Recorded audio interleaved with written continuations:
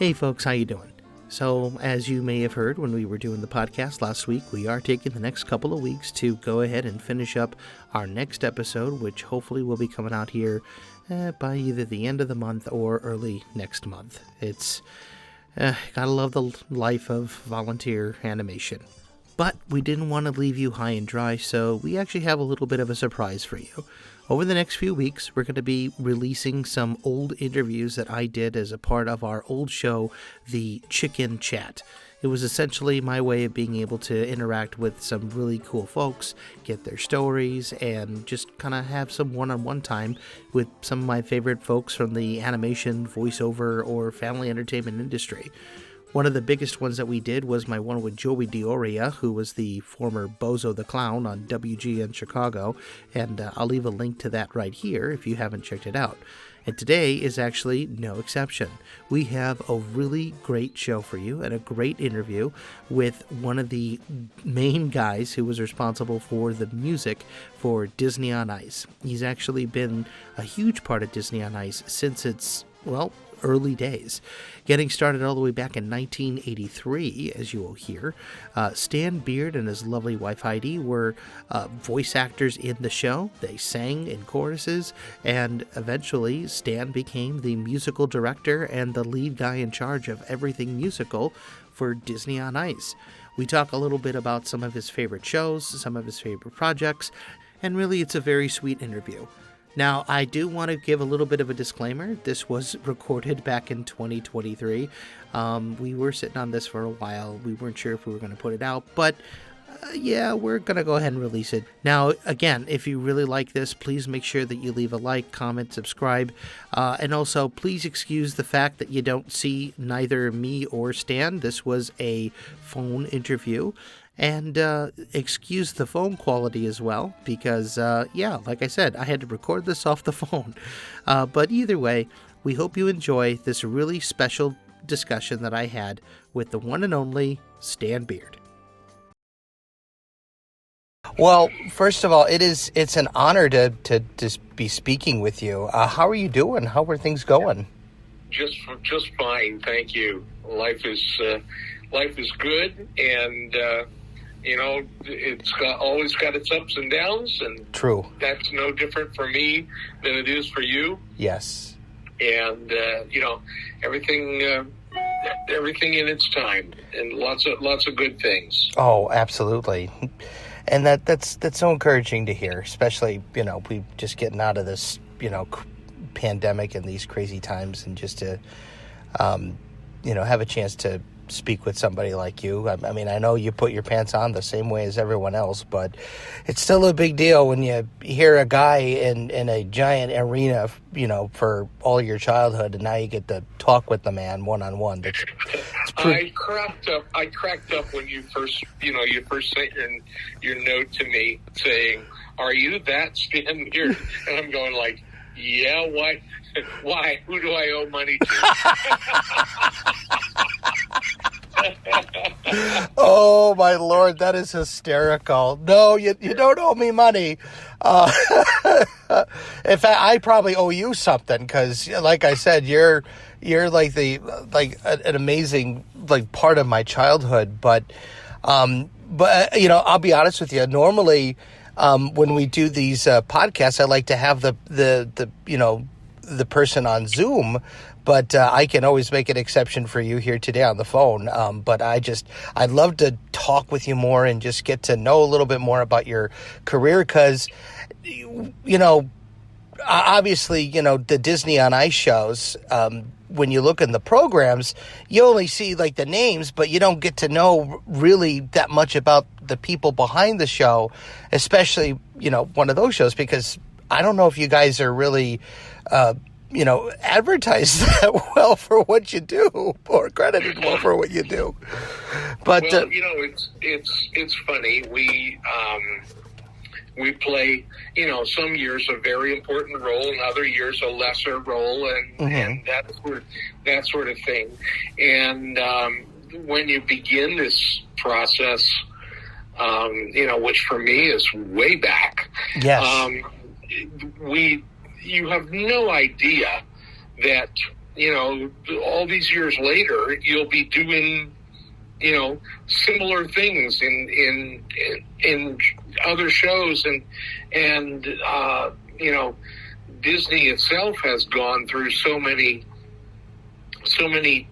changes of the guard and so many ups and downs and all sorts of things like that, and you never think about it because you're just showing up to do your job, right? And it's funny because your contact made me think a little bit about this whole thing, and it's been an amazing, fun ride, and one that I'm super glad to have ever been a part of. Well, you know what? Let's just start right back at the beginning. I'm curious to learn. So, where did you go to school? What did you major in? And how did you? Is voiceover something that you always wanted to do, or is it something that you fell into? So, how did it all start? I graduated. I'm a Pennsylvania boy. Nice. And I had a great background in high school where I think my teachers saw the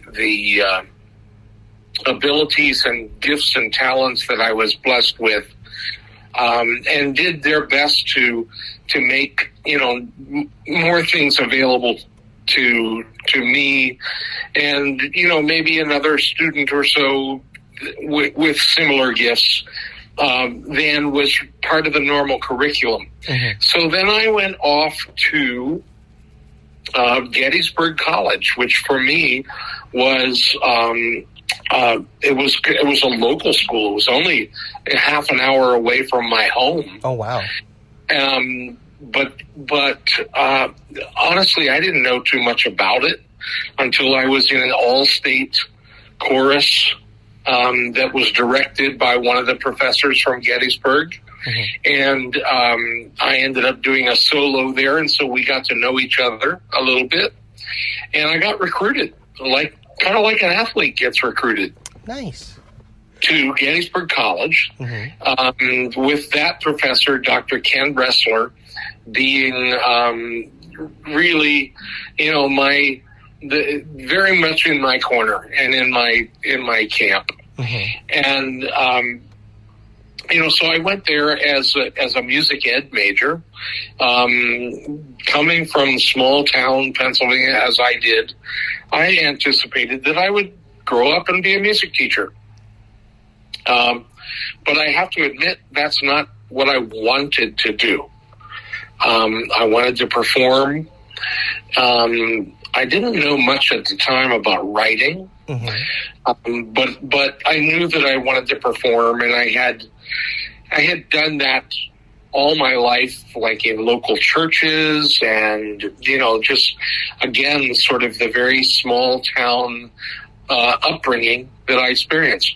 My parents both were very musical, and often did much the same. We sang as a family, and pardon me,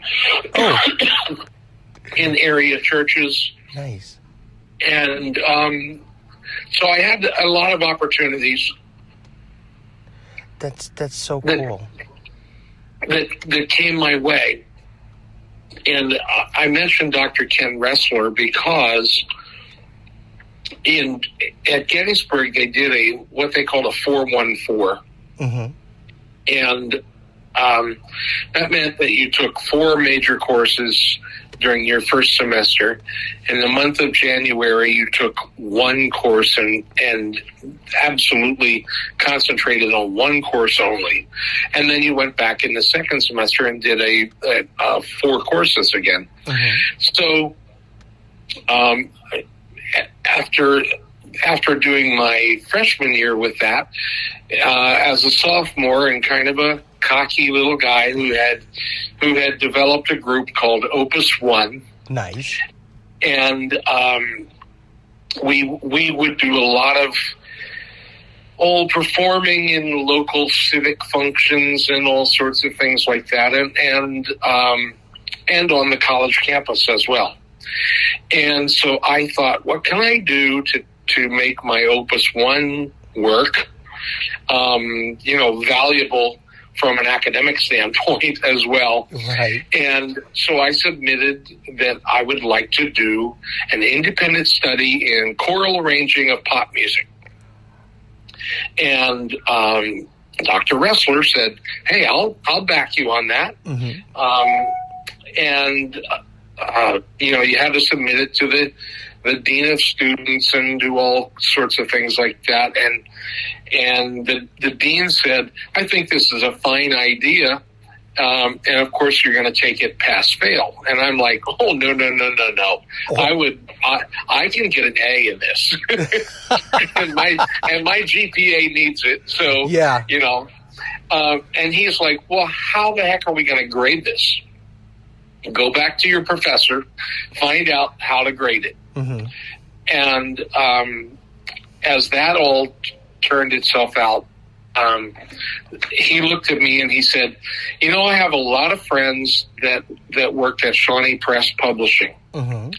And I knew Shawnee Press because they did tons of educational and church publications and all sorts of things like that. Mm-hmm. And I'm like, really? You're going to, put stuff into a publisher as well as I can get an A, maybe? Wow. And so he says, let's send it to Shawnee Press. If they'll agree to do this, I'll put your stuff in front of them. Secondly, whatever grade they give you, and they know nothing about you, Stan, that's the grade you get. Wow. Well, I said I was a cocky, sophomore, and I'm like, absolutely. So that's exactly what happened. I gave at the end of the term, I gave my concert with Opus 1. Shawnee Press gave me my A. Nice. I was thrilled with that. And they sent someone down to meet me. And I'm like, okay. And they wanted to see me in action with Opus 1. And I really had no clue what it was. Mm-hmm. So they sent a guy down. He watches my rehearsal. And then we go have some dinner. And he says, I would like to offer you a summer job as one of the staff accompanists for the Fred Waring music workshops. Wow. Now, Fred Waring owned Shawnee Press Publishing. Holy and God. You're probably too young to even know who Fred Waring is. Probably, but I'd love to. I have not heard of Fred Waring, so please. And for those who don't know, who was Fred Waring?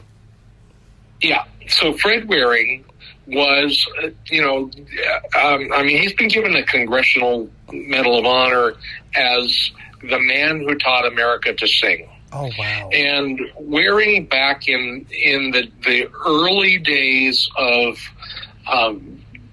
recordings and television production and all sorts of things like that, he did the first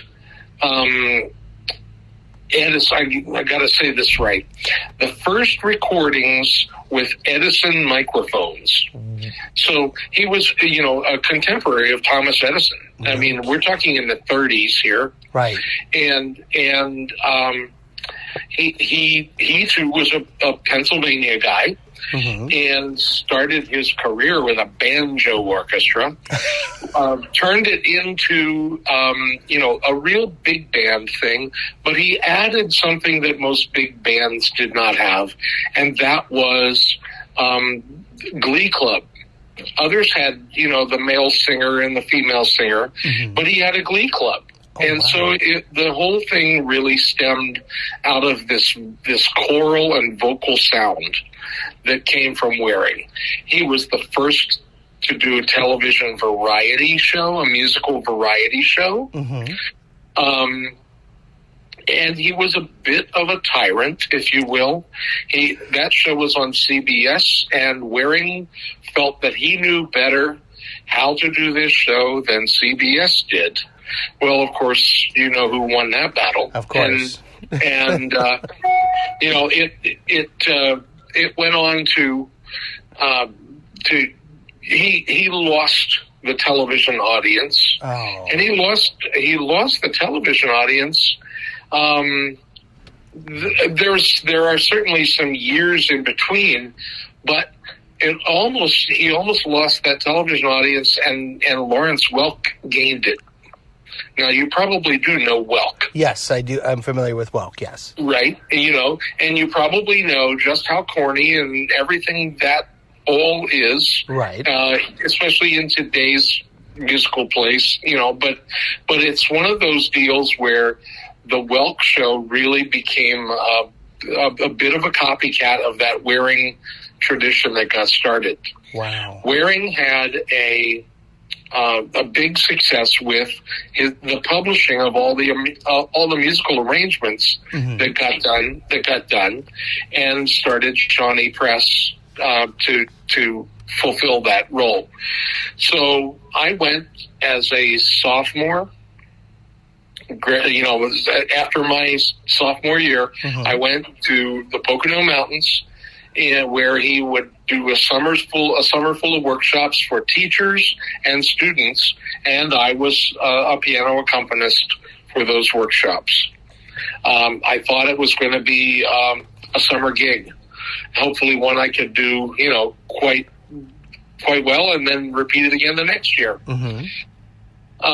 What I didn't know was that the Waring workshops also served as a sort of a flow through where he would audition people to take on a role and go on the road with his traveling musical show.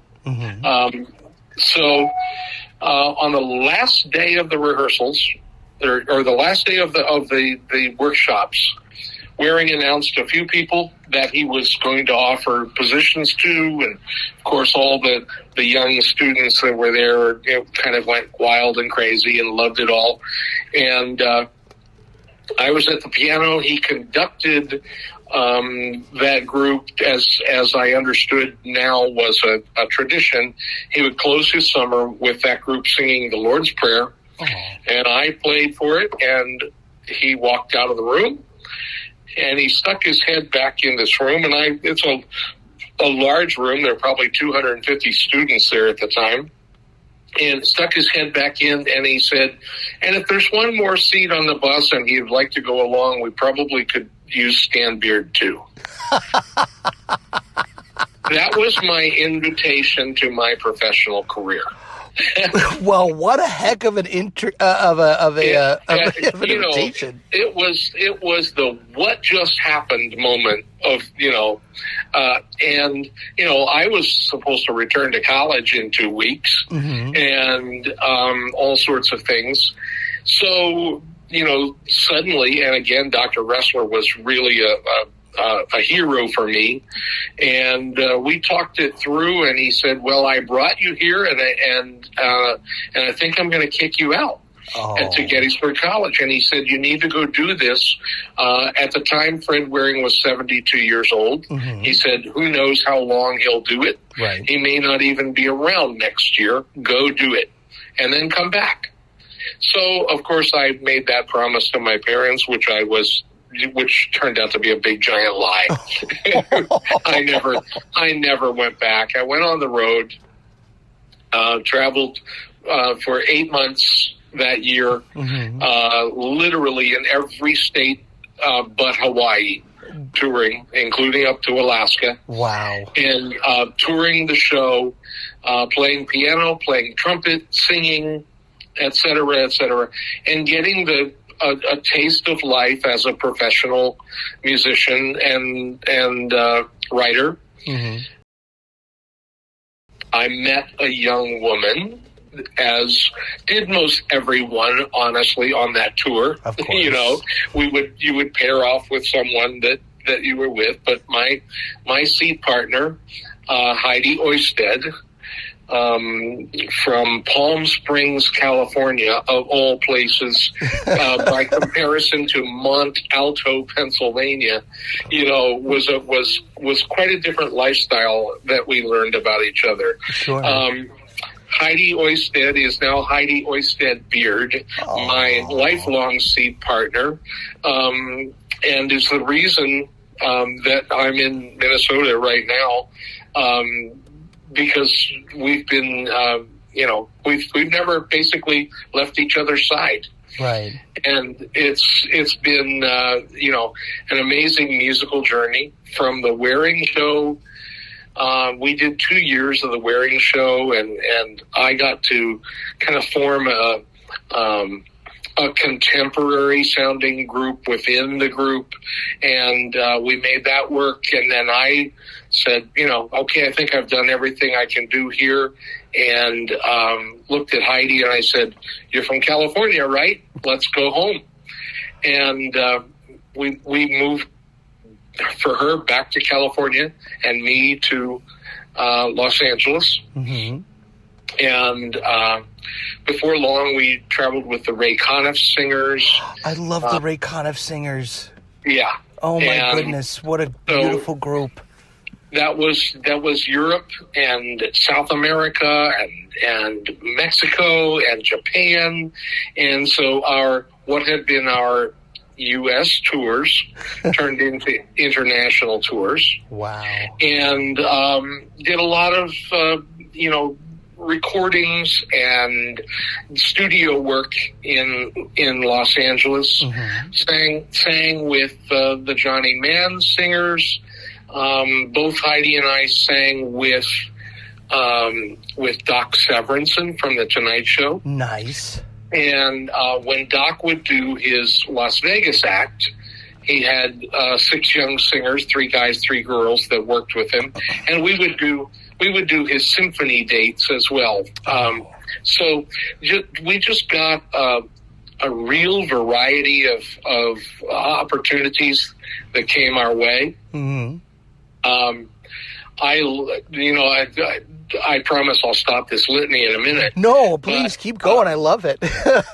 I was one of the great blessings that came out of this whole thing was I got to do what for me was the only audition I've ever done in my life. Okay. And that was for the Carol Burnett Show.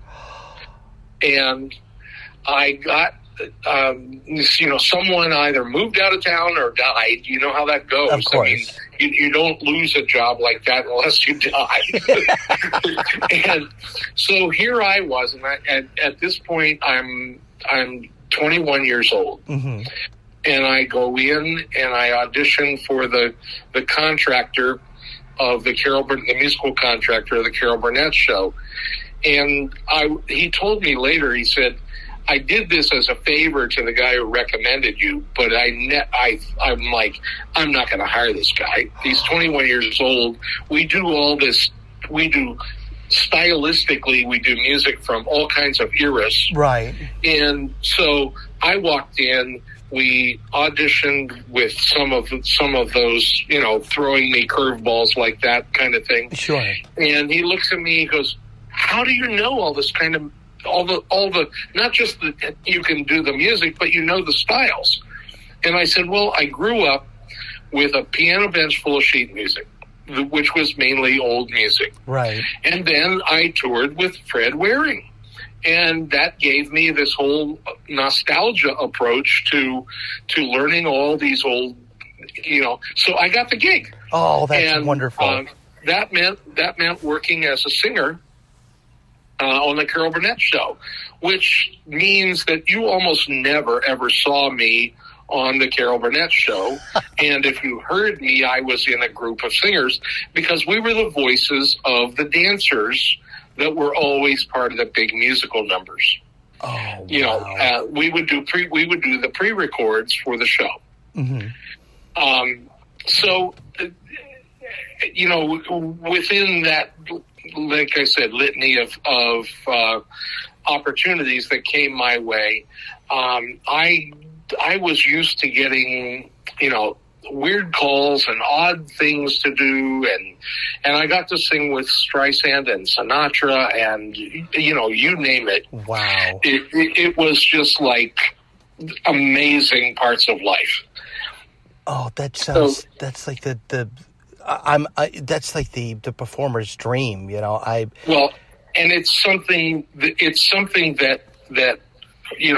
came and went, because that doesn't happen anymore. Those opportunities are no longer there. At that time, there were there were groups of singers that just made their living literally in the recording studios of Los Angeles, and we were all the anonymous, unknown voices kind of deal. That led to obviously singing a few commercial jingles, right, and that kind of thing. And I'm getting to the point here where I'll take you into Disney on Ice. Okay. Before you do that, do you have any particular favorite jingles that you sang, though? Oh, well, gee, kind of ones that I got a chance to sing and write.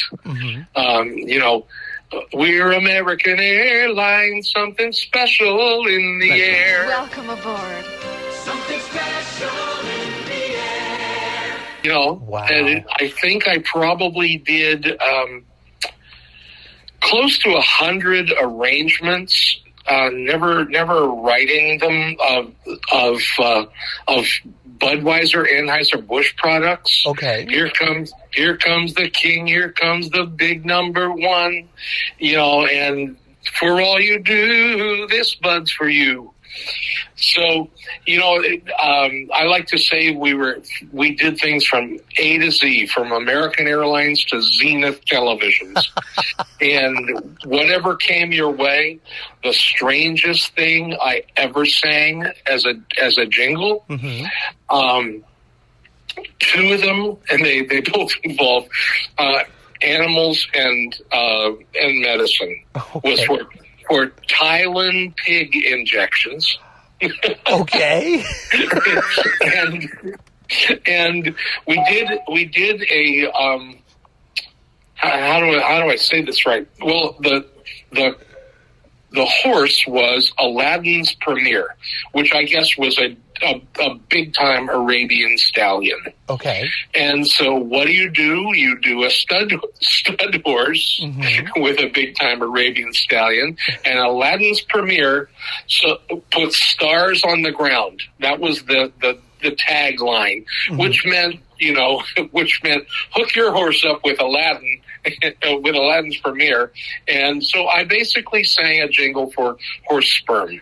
Wow. Holy cow. Only in Hollywood, right? Yeah, exactly. So I'm doing jingles, and we were doing at that time CBS television. Every fall they would come out with a brand new campaign. And then their local stations, their local affiliates could plug in their, WCBG, their whatever, Channel 12, right, whatever you wanted. So we would sing close to 200 different versions of that same little piece. So I'm in a day where we're doing that, and I mean, it is boring because you're just repeating the same thing over and over and over for hours, and it takes weeks to accomplish it all. I'm in a day in a recording studio in San Diego, and the secretary at the studio interrupts the session, and she says, "Stan, there's a telephone call." Well, again, you don't interrupt with a telephone call unless someone has died or, right, a major event. And I said, "What's up?" And she said, "I just thought you'd want to take it. It's someone from Disney." Okay. So I hear from this guy, and he says, "My name is Jerry Billick." And Jerry turned out to be an incredible mentor for me and is one of the great kind of absent-minded professor type personalities, and he's going miles. He's going miles a minute, right? Right. And he says, I used this other guy, and he can't contract my singers this year, and he suggested that I call you, and I said, blah blah blah. We talked for a minute, and I said, Mr. Billick, I'm in a session right now, and he goes, you're in a session right now? Can I?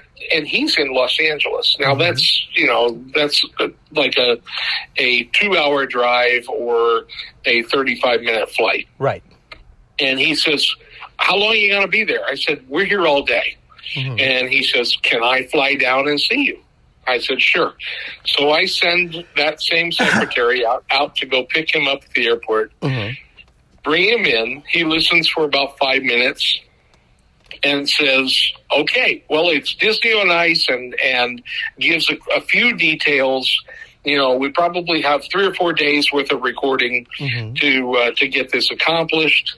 Do you want to do it? And I'm like, what? And he goes, yeah. And I need all these singers. They're all great that are out there, and we'll do this. If you want to do it, great. And I said, sure, let's do it. And he goes, great. We start on Saturday morning. And this was Thursday afternoon. Right, of course. So that's how something which, that was D3, because that's how we numbered the shows mm-hmm. back then. And I knew nothing about it other than this wild man, Jerry Billick, had just shown up, was hiring us to do the vocals, which we did and had a blast. Oh, my gosh, yes. Doing this show. I had no clue that today, as you know, whenever we shared some texts, it was D37. Wow. So that tells you that there have been 34 ice shows that I have been a part of, all out of a phone call that, had that secretary not put me through, there was probably someone else in Mr. Billick's Rolodex. you know how those kind of things go. Oh my gosh. And it's just crazy. And we thought we were going to do nothing but sing, mm-hmm. and of course we did lots of that. But at that time, Disney was not the well-oiled machine that it is today. Mm-hmm. And it was kind of struggling, and Disney on Ice was just sort of a franchise thing that was put on by Kenneth, well, at that time, Feld Entertainment. Right. And Feld Entertainment was Ringling Brothers Circus. Mm-hmm. And Irvin Feld, who started it, was an early rock and roll management pioneer. And he was the first guy to put the shows in sports arenas. Yes. And rock and roll shows, mm-hmm. And then instead of the big top going with the circus went into those same sports arenas. Mm-hmm. Which was incredibly smart on his part. Oh my gosh, unbelievably smart, And I never met. He was still alive, I think, for 1 year, that first year that I did it. But he is described as that perfect, character actor, prototype, cigar chewing, management guy, always striking a deal. I love that concept of that kind of vaudeville, the vaudevillian. He looked and sounded the part. Yeah. Yeah, exactly. Oh my gosh. And then his son Kenneth, took over the business and has really developed it into, it's just a major deal. And I don't think I'm still speaking out of line when I say it's the largest franchised portion of any Disney product that exists today. And honestly, a fan favorite for so many people, including, I mean, I remember my very first show that I ever saw, you may get a giggle out of this, was 1992, and it was the double feature where they had Tailspin for the first half, and then Roger Rabbit and Darkwing Duck for the second half. And I still have, I collected, my mom will laugh at this when she rehears this later, but I collected every single program from every show that even to this day, if I go to a Disney on Ice show, I have to buy the program. It's just that important to me. And I love those shows, but yeah, I mean, they're still, like, you hear Disney on Ice is coming, you just get so excited. But anyway. Where would you have been during that time in your life? In 92, I was 4 years old. And it would have been me and my brother. My sister was just a little dream who hadn't come true yet. And we were in Chicago, so I think we either saw it at either the Rosemont Horizon or the Allstate or the United Center in Chicago. Right. Yeah, I would imagine United Center, probably so. But my reason for asking, things that my association with the Felds and with Disney and everything. I was in Southern California. I mean, I've lived there for 50 years of my life. Right. And so you're so used to Disneyland being just up the road or down the road.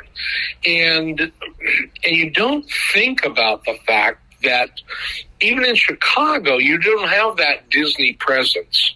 Yeah. You have it in Florida, and everyone, you have to go there. Mm-hmm. But pick a city. You don't have it in Omaha, for example. Mm-hmm. So the realization on my part that when Disney on Ice came to town, it was sort of that equivalent of you going to Disneyland or taking those big excursions, except that it came to you. Right. And a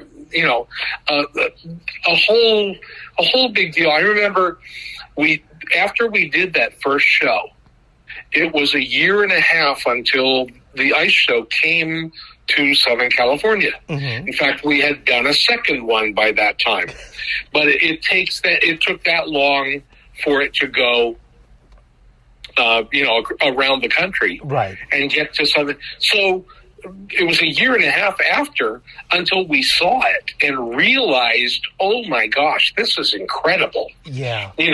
Because we're doing it in a million pieces and it all gets edited and put together and blah, blah, blah. And the way that, when you sit down and watch the show and it's this seamless entertainment event and a spectacular of lights and costumes and skating and the music and sound, it just blew my mind and our mind, because that group of singers that I hired on that original date, worked with me for probably the first 10 years of doing those shows. Oh my goodness. It was one of those things that always would happen kind of right in the dead of summer for us.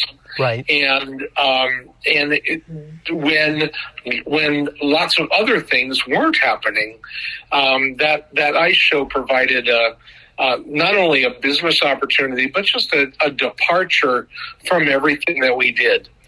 And I was saying that Disney was not, well organized at that point. So Jerry, who directed, wrote the musical arrangements, the script, the score. I mean, the man was truly an absolute one-man band genius of putting those shows together. So he would look at us and go, well, who can do a Daisy Duck kind of voice? And I'll choose that one because Heidi, my wife, did it for quite a few years. Oh, that's wonderful. And a guy named Jack Wagner. Yes, the voice who of was Disneyland. the voice of Disneyland. Yes. Jack provided the main characters. Jack became the park announcer for Disneyland in 1970. He's also the voice of Walt Disney World in Florida and Tokyo Disneyland. He's even done different character voices as well. Ladies and gentlemen, Disneyland has now ended its normal operating day. But all of the ancillary characters and things like that, or speaking voices of, because you have to remember, this is all pre Little Mermaid. Yes. And Disney coming back with a renaissance that made character voices familiar again. We would be the voices of, odds and ends, pirates, and you name it. And, right. And so it was a blast doing that whole thing. That's a long answer to your, did I ever intend to get into the voiceover business? Right. Because the answer absolutely was no. But one of the things you never do in the recording or music end of show business is you never say no. Right. You always say, sure, I can do that. And you step up and do. Oh, and my relationship with Jerry became one where, I would provide a specialty voice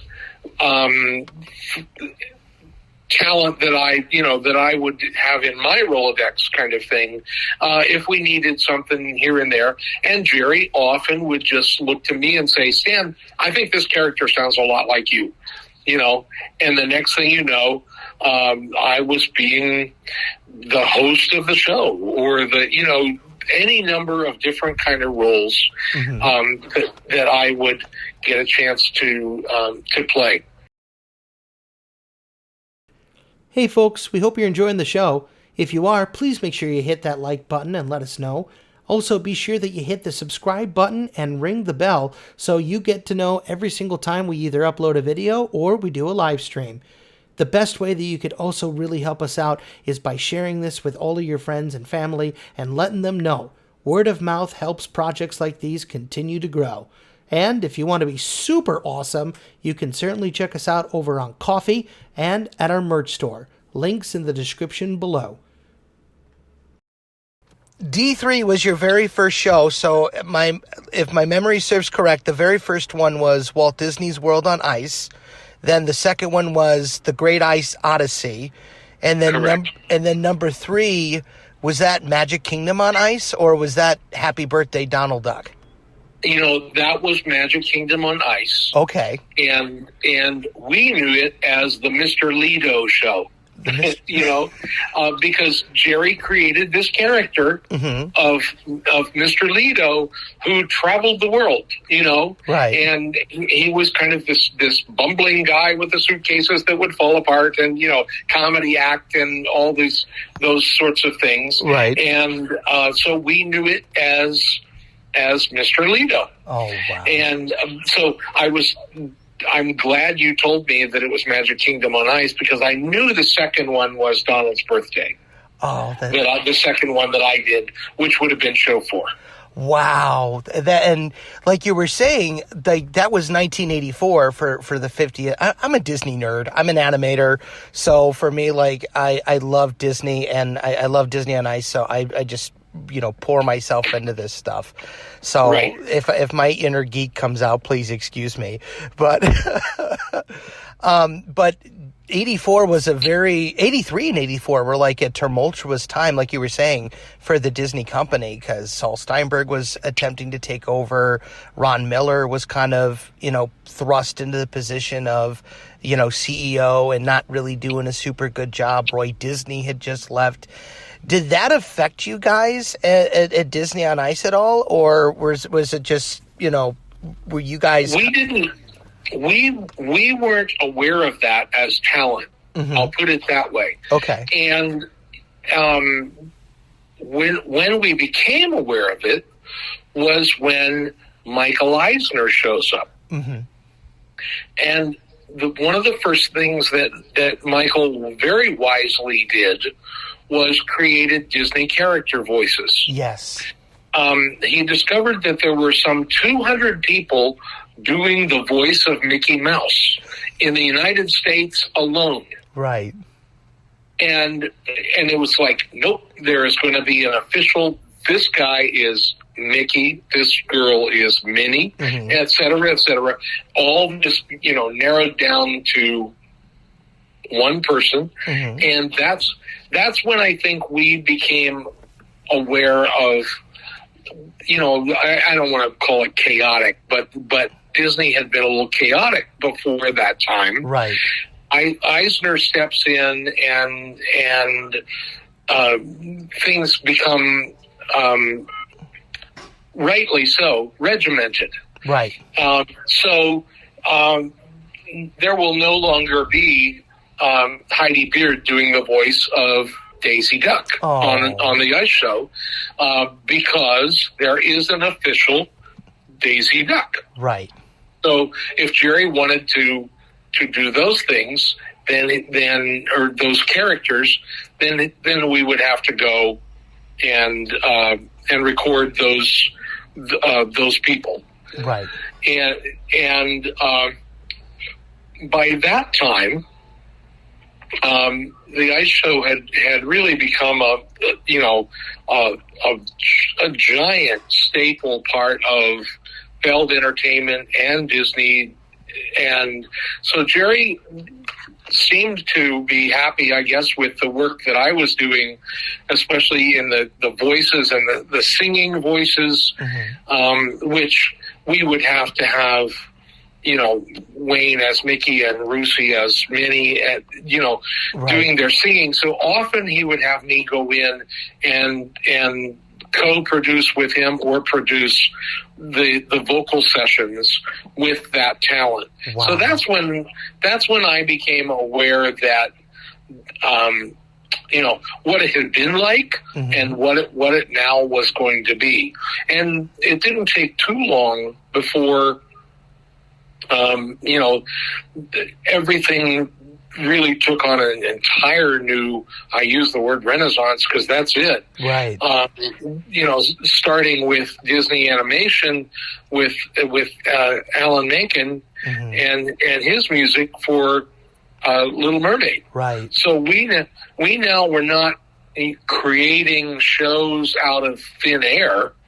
We were taking those shows and turning them into live productions. Mm-hmm. That one, I remember. How do you do a show featuring a skater where the main character does not have legs? Right. So the difference became that when she skated, Ariel had, she had skates on when she was a mermaid. Right. And when she went through the transitions and got her legs, mm-hmm. she ended up barefoot. Oh. That was our way of creating an image that would translate to everyone in the audience because they were looking now at her legs and her feet. Mm-hmm.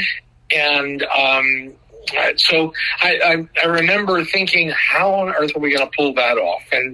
And each of the things, my arena was the voices and the soundtracks, mm-hmm. but the things that our costumers and our scenic designers and lighting designers could create, mm-hmm. in those spaces.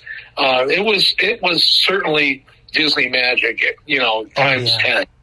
Oh my gosh, yes. And I think that's something just, between the two of us, something that's like the lavish sets that you guys had. I mean, there are two important parts for me for a good Disney on Ice show. One of them is obviously the amazing soundtracks for each of the show, which I want to get to in a minute. But the laughers, the amazing set pieces that they built. I remember very vividly the Snow White show from the 90s, where they had this giant book where they would turn the pages, and the new stories would, like, I think it was the Jungle Book and Little Mermaid, and the Lion King was brand new at the time, and it was absolutely fantastic. And even with the Toy Story show, where they had the amazing build of not only Pizza Planet, but Andy's Room and the toys, the mutant toys. And it just was,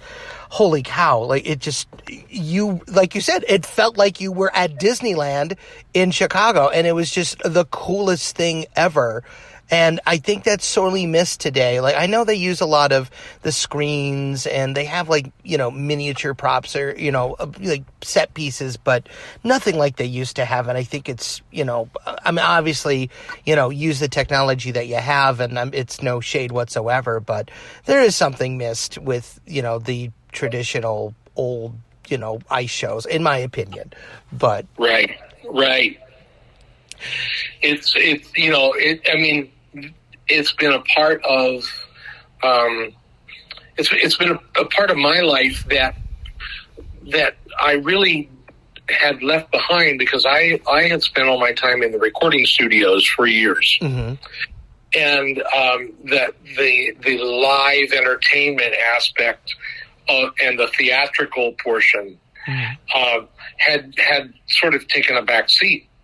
And so for me, it was so great to be able to get back into that part, where I think, almost everyone, had at some point in time, started as a performer doing shows in high school, or, you name it. Mm-hmm. And so it's been one of those deals that for me, and as I've become more involved, serving as musical director or musical consultant and any number of things like that within the show, mm-hmm. and not strictly just not just doing the vocal stuff, mm-hmm. That has allowed me many opportunities to work with these incredible designers all the way through. And, I mean, I just shake my head, because it all starts out on paper. And of course, I hope that they feel the same way about the soundtrack, mm-hmm. that, we all started out with words and saying, well, we'll use this song or that song and, mm-hmm. and whatever. And I hope that they get as excited when they hear our end result as I do when I see their sets and the costumes and mm-hmm. everything else that goes with all of that. I mean, speaking to the soundtracks, I will say that the music and just the recordings of a Disney on Ice show, they need to be, like, available to the public. Like, especially some of the older shows that aren't going around anymore. They are so fun. I loved, like I mentioned, the double feature show, which, I mean, that is a 90s capsule, if there ever was one, like time capsule. The Beauty and the Beast show with Mickey and the gang conducting, the band at the beginning with Fun with Music, which, oh my God, a Mickey Mouse Club reference. How fantastic. Yeah. And go ahead. I'm gonna tell you one little thing. There was a time where I don't know who it came from, mm-hmm. but someone at Disney made us aware that Disney on Ice was the major contributor to keeping what we call the Fab Four, and sometimes five if you included Pluto. Right. To keeping them alive or focused for the Disney audience. Mm-hmm. Because, the various the various animated films and whatever would take over, and somehow Mickey would take a little bit of a back seat, or but in the Ice show, we realized that there's no greater applause in the world, even if your show is Snow White, which you referenced. Right. So Pete, you think people came to see Snow White, and I love seeing, these 8-year-old girls coming there they're coming to the show in their Snow White costume. Oh, yeah. But there's no bigger applause moment than when Mickey's first reveal. Oh, yeah. And so we got a lot of kudos for making them the storytellers or the narrators, or like you said, that they became the little instrumental band over here in the corner. Right. So lots and lots of great fun, and oh my gosh, nothing's more fun than producing the animated voices for our soundtrack in the studio. Hi, folks. How you doing? I'll bet you're doing even better than that. Now, how are you doing? Great! Well, today we have a new and exciting show for you, all about 2 very special toys that belong to a boy named Andy. I have to ask, Wayne Allwine, I mean, he of course, the recently late Russi Taylor, they were Mickey and Minnie. I mean, I still, I know, again, no disrespect to Brett Iwan and Chris Diamantopoulos, who have taken over the role because of his passing, but I always say that Walt gave Mickey his personality, but Wayne gave Mickey his soul, and gave so much more to that character. What was he like to work with? Wayne was just brilliant. He was super fun, very but very much also kind of a worker bee. Come in. What do we got to do? Let's do it. Okay. Now Russi, on the other hand, hold on tight because we're going for a ride. Oh. That was an amazing woman, who, her notoriety was much more as Minnie. Mm-hmm. But she was, she was in the Stepsisters, and she would give us, characterized voices that just were always brilliant. Oh yeah. Again, never taking anything away from Wayne, but I have to give you a you'll pardon. I love to talk, and I'm verbose. So I love it. Pardon. Go for it. You are free to. Yeah, please. I got to know each of them for years, and would look forward to the session with each of them, because there was always a session for Mickey and Minnie. Right. You could count on that. And in the midst of these many years, my wife became ill. Okay. Heidi. And we didn't know what was going on, but her heart was failing, and this was a 15 to 20 year gradual decline that got pretty tough. Sure. We decided to go to the Mayo Clinic, which is why I'm in Minnesota right now. Sure. We went to the Mayo Clinic in 2011, and within 24 hours, the Mayo Clinic said to us the words heart transplant. And that's exactly how you respond. Right. And I'm going like, did those things ever work? Right. And didn't they used to do baboon hearts and, all those kind of things?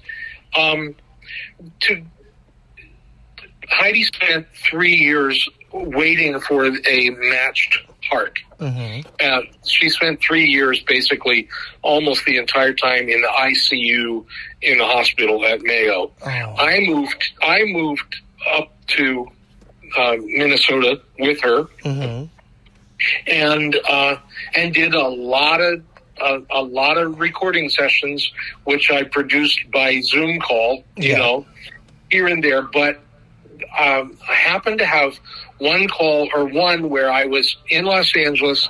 I produced Rusi as Minnie, and she was like, "Tell me about your life, Stan. How's, blah, blah, how's everything going?" And I said, "Well, my wife is is at Mayo Clinic awaiting a heart transplant." Oh, she said, "Well, Wayne had a liver transplant, and his body rejected it, and so he was waiting for a second transplant when he passed." Right. So this certainly struck a chord for Rusi, and she said, "You know what? I think Heidi is going to need a few phone calls from Minnie Mouse." So I'm still in Los Angeles because she ended up calling that very night. And she calls my wife's room at the Mayo Clinic, gets through, and of course she doesn't know who she's going to talk to first, but it's a nurse. Right. And she's doing Minnie. And the nurse kind of knows about our crazy lives and all that stuff, and goes, "Heidi, you have a call from Minnie Mouse." So we have had, so many, when you say, what were those people like? The best thing about them is that they're people, right. That she would take the time and say, and I believe there were 3 occasions that just out of the blue, a phone call from Minnie Mouse would come to see how Heidi was doing. And, those kind of things that are not what you expect, because you're going to go in and do a great recording session and have a fun job and all that sort of stuff. Right. But when it spills over a little bit more with that kind of things in relationship, it makes what you got to do a very special task. Oh, and talk about special people to do it with. Like, you better believe it. Oh my goodness. I never got a chance to meet Wayne or Rusi, but I am kicking myself in the pants for it every day, because they were, I did get an opportunity to meet Tony Anselmo. He came to Chicago years ago. And right. He very intimidating guy. Right. Not gonna lie. Absolutely so. But what a sweetheart because I brought my sketchbook with him, and I told him that I'm an animator, and God bless him, he took one of my sketches of Mickey Mouse, and he really liked him. He said, "Wow, I recognize this one. This is from Model Sheet, blah, blah, blah, from this cartoon." I'm like, "Yeah, that's where I got it." And the guy proceeded to take one of my drawings and draw over it, as with pencil, showing me how to fix it, and I still have it to this day. It is like the generosity of these people. And I've been, I go to conventions and I meet people like Rob Paulson and Jim Cummings, and I'm very close with Tom Ruger, who created Animaniacs and Pinky and the Brain and Tiny Toons, and the list goes on and on and on. And just the generosity of these people, like you said, they're normal people, but they're special people, because and you are, again, one of those special people.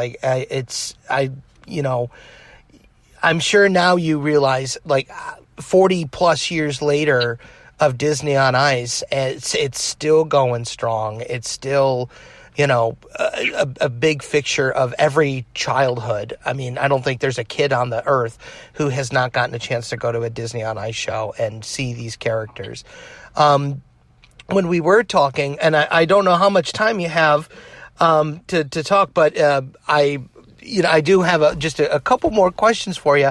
You mentioned that your son was in a Disney on Ice show once upon a time. Do you want to talk a little bit about that? Yeah, Landon was 6 years old, and again, this was just prior. I want to say it might have been 1 year or 2 years prior to the whole Eisner, revamping of Disney, and they were doing Pinocchio, and Jerry had met Landon before. And he called me and he said, I think Landon can do Pinocchio. Oh. And, what do you think? And I said, well, he's pretty young, but I know he has all the talent and all the skill and all that. Jerry's like, let's go do it. And so he did. And, he grew up literally. In a carrier in the recording studios with us for years, with Heidi and I. So he was so familiar with the process, and nothing was intimidating about it. And he worked so hard. His mom, I'm good at the production. At the moment, Heidi is a much better coach. Like, okay, here's what's going to happen next week. So let's work through how we're going to get a chance to do this. And so she had him all prepared and everything great. And I remember he got to one thing that he couldn't quite figure it out the way Jerry and I were trying to direct him to get that going. And as a 6-year-old, he had a meltdown, a huge meltdown, and you think, oh no, here it is, we'll never get it back. And so Jerry very wisely said, let's go to lunch, So we went to lunch, and Jerry's a very entertaining character. And by the time we came back from lunch, Landon had his confidence built back up again, and ended up being that voice of Pinocchio. It has since, that has since been replaced by one of those official Pinocchio voices. And at that time, everybody said, "Oh, Landon, you got to go, do that audition." Well, by that time, Landon was maybe 16. Oh, wow! So he was not going to be doing the voice of Pinocchio, but he has done. He has been a part of many of these soundtracks. As a singer, as a soloist, any number of those kind of things.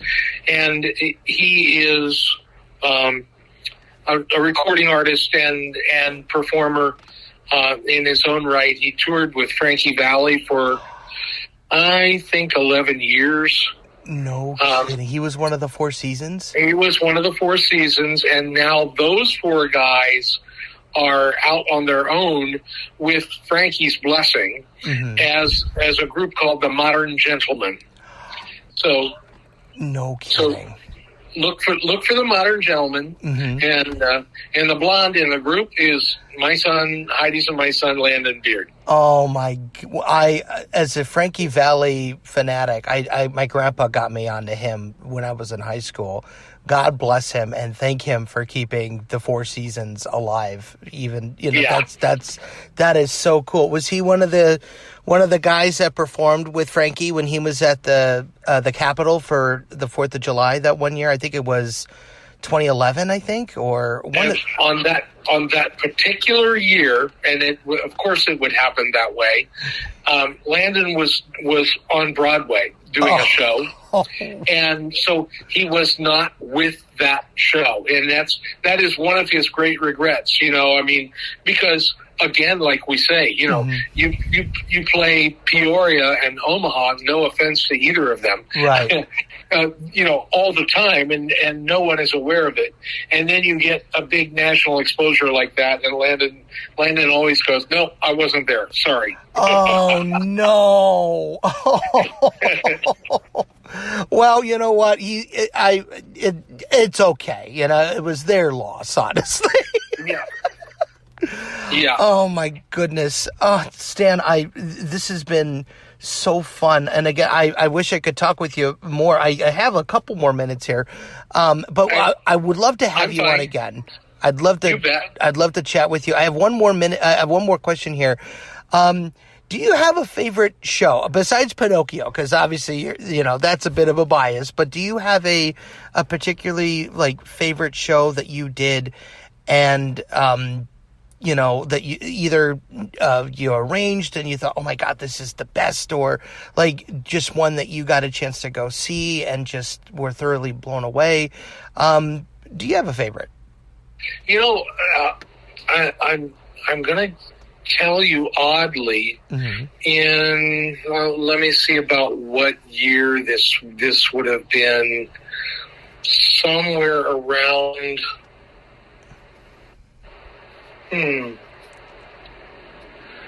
Somewhere probably 98 or 99. We did two shows. We did two shows that year, and we did Toy Story, the original Toy Story. Yes. And Pocahontas. So, I mean, that kind of puts it into, you know, the historical perspective of where Disney was at that time as well. I happen to love that music to Pocahontas, and we did them side by side. We literally produced two shows in the same summer, and officially I was the musical director on Toy Story, and the associate musical director on Pocahontas. But I have to tell you, I love that music so much that when you asked that question, that's one of the first things that came to my mind. It was such a gorgeous show. Sarah Karahara, I think I said that right, was the choreographer, and Sarah is so fluid in her. It was just a beautiful, beautiful show, all about the nature of you know, the colors of the wind, and beautiful, beautiful.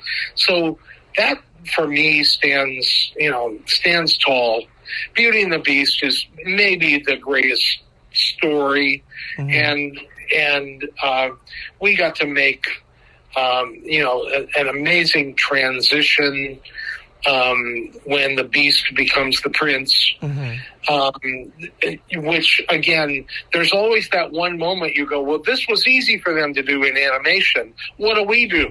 You know, live right there.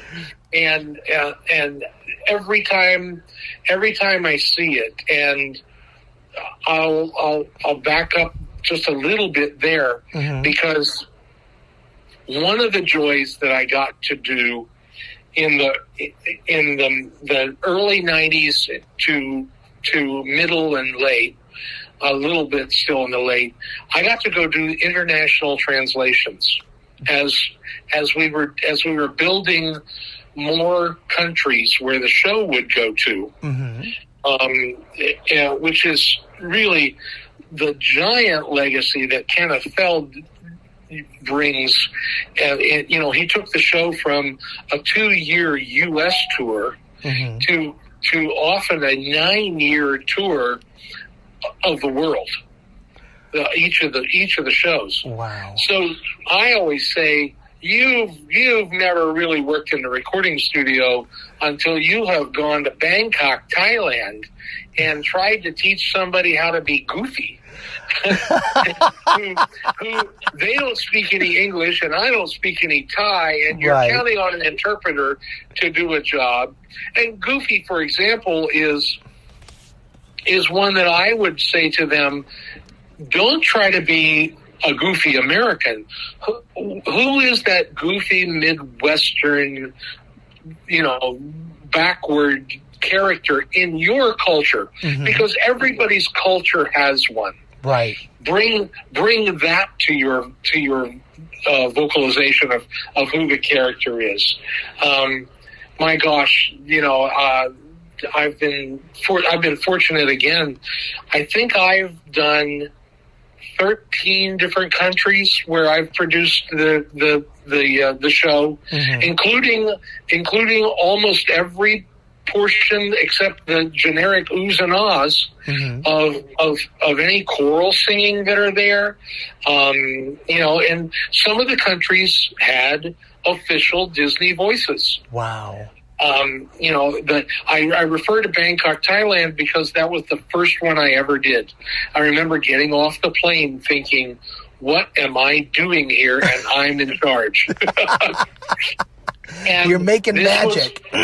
This was their idea of who were voice characters. Mm-hmm. People who did voices. They chose the newscast, the broadcasters from the television channels. Oh wow! Because they were known for their voice, mm-hmm. right? And they read a script every day, and so we had people who knew nothing really of the Disney culture mm-hmm. at that time. Fortunately, by now, the Disney Character Voices has swooped in and brought it up to date. But it was an interesting process, in some of the countries, both technically, mm-hmm. Making things work in Indonesia. It took us 7 days before we got our first recording accomplished. Wow. Because of technical wiring problems in the recording studio. Mm-hmm. But it's, had anyone ever told me when I said yes to Jerry Billick, or that the Fred Waring thing would lead me, because the Fred Waring sound mm-hmm. is the old sound of Walt Disney choral music. The soundtracks of Cinderella and Sleeping Beauty and all of those things, they are almost exact copies of the Fred Waring choral sound. And Jerry used to say to me, I had no idea you had this Waring background, but it always made it easy because I would go, oh, here's how you get that. And here's that, good times. Oh my gosh. Oh. All coming from a secretary who insisted that I take this phone call. And I hope she's on your Christmas card list forever. Yeah, I still am in touch with Nancy. Yeah. That is wonderful. Oh my God. Stan, I first of all, just hearing all this, the history from you starting off with Fred, it just, I'm blown away. I love learning stuff. I love learning about, old Hollywood and, the golden age of, live performances, and this has just been a treat and a half, and I could talk with you forever and just continue to listen to stories. I'm glad when I get to talk to a guy who's maybe as geeky about these things as I am. I love it. Oh my gosh. Well, where in Minnesota are you? Because I'd love to grab lunch with you while you're still here. Because I'm in Chicago and that's not too far away. But Rochester. Okay. Rochester, Minnesota, where at the Mayo Clinic. Okay. Heidi is here for I can't bring that up without telling what a success it's been. Okay. This is her 10th year as a heart transplant recipient, and she's here for simply her annual checkup. Once a summer, she comes here for a week of checkups, and so here's the deal. Okay. We are leaving here, and we're coming through Chicago end of next week. Okay. We'll meet you. I would love that. Absolutely. That's my gosh. Promise. Oh, that would be, yes. Let's do it. Yeah. I am so down for that because I just want to hear about Heidi and her experiences doing Daisy and voices and you. I mean, I can't wait to geek out with you. And we'll do that. We'll share that experience privately and yes. as to when and where and all that stuff. And I look really forward to that. Oh, I do too, Stan. You are a blessing and a half. This has been just absolutely spectacular. And yes, I can't wait to sit down with the two of you. Oh my gosh. Thank you so much, my friend. You are so welcome, Michael. My pleasure. And I'm glad we're going to keep this going. I am too. Oh, this is exciting. Before you go, could you do me a huge favor? And you have the right to say no if you don't want to, but I try and have the guest of the Chicken Chat podcast say who they are and that, this is, for example, like this is Stan Beard of Disney on Ice and you're watching the Chicken Chat podcast. Or the Chicken Chat, the official Chucky Chicken podcast. Would you be willing to do that in the announcer voice? Is that at all possible? Absolutely, and I'm assuming that you're looking for the bigger announcer voice, as opposed to the guy who is hey, cats and girls, no, all of those things, but yeah. This has absolutely been a pleasure. My name is Stan Beard, and I am thrilled to be a part of. Where am I? I'm on the Chicken Chat podcast. The Chicken Chat podcast. This is amazing. How did that happen? The next thing I know, I got to get back out here on the ice and get back on, put my skates back on, and let's make sure that this happens one more time in our lives, at least. One more time. Michael, it's been a thrill. Thank you, Stan. And I look forward to seeing you next week, my friend. Likewise. All righty. Bye-bye. Bye-bye. Bye-bye.